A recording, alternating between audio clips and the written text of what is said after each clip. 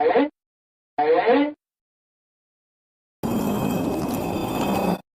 the guy looking for a good cookie recipe? Yes! Then you're in the right place. Is it ever a friend's birthday, or did you just want to give someone something special and memorable? First idea might be, hey, maybe I should get that new limited time Labubu worth 67 dirhams. Wrong! If your love language is gift giving, then why not buy ingredients for this awesome and delicious chewy cookie recipe instead? This video is a step-by-step tutorial on how to bake these easy, out-of-this-world cookies to give rather than buying a Labubu, they'll just collect dust on a shelf. But that's not all. You'll also be learning the science behind these cookies and how they become so mouth-watering and absolutely delectable.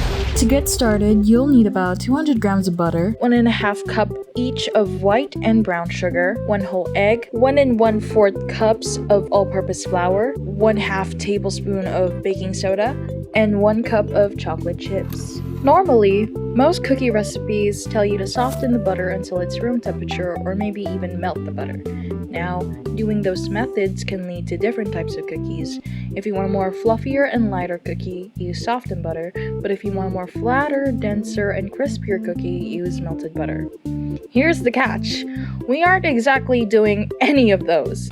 We're actually melting our butter until it's brown and makes the house smell like a whole bakery. Place a pan on the stove and turn the heat to medium. We don't exactly want to burn the butter, we simply want to toast it to unlock that tasty, nutty flavor. This happens through something called the Maillard reaction, where the milk solids in the butter react with heat to create hundreds of new flavor compounds. After a few moments, the butter will start to bubble up and foam. That's actually the water in the butter evaporating, and that's a good sign. Browning can't happen until most of the water's gone, so the foam is just your waiting phase. If you happen to burn the butter like me, make sure once the butter gets to this deep amber brown, you immediately take it off the stove so it stops cooking any further. The only reason why I burnt it is because I was taking a video. You can still salvage it with the sugars that you're gonna put in the cookie anyway. So for our next step, we mix both the white sugar and brown sugar. Now, you might be wondering, why 2 sugars? Can't we just use 1? Here's the science. White sugar is pure sucrose. It spreads the cookie out and gives it crisp edges. Brown sugar, on the other hand, contains molasses, which holds on to moisture.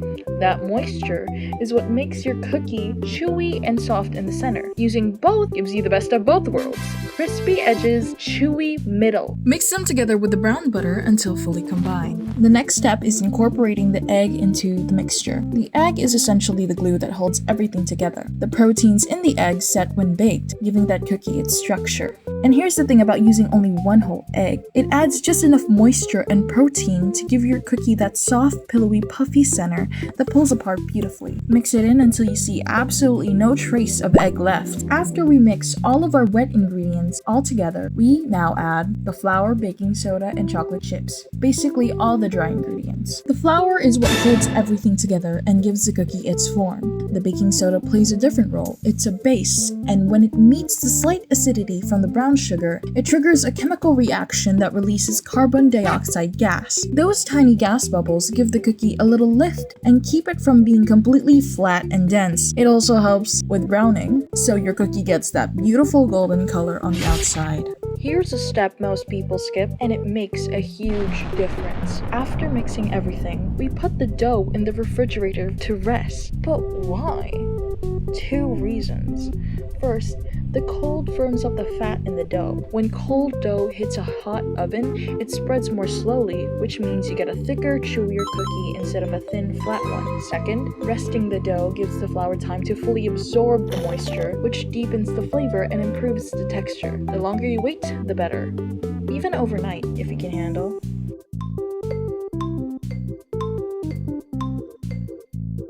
Once your cookies are finished resting for a little while, bake them at 176 Celsius or 350 Fahrenheit for about 15 minutes. You're looking for golden brown edges, but a center that looks slightly underdone and soft.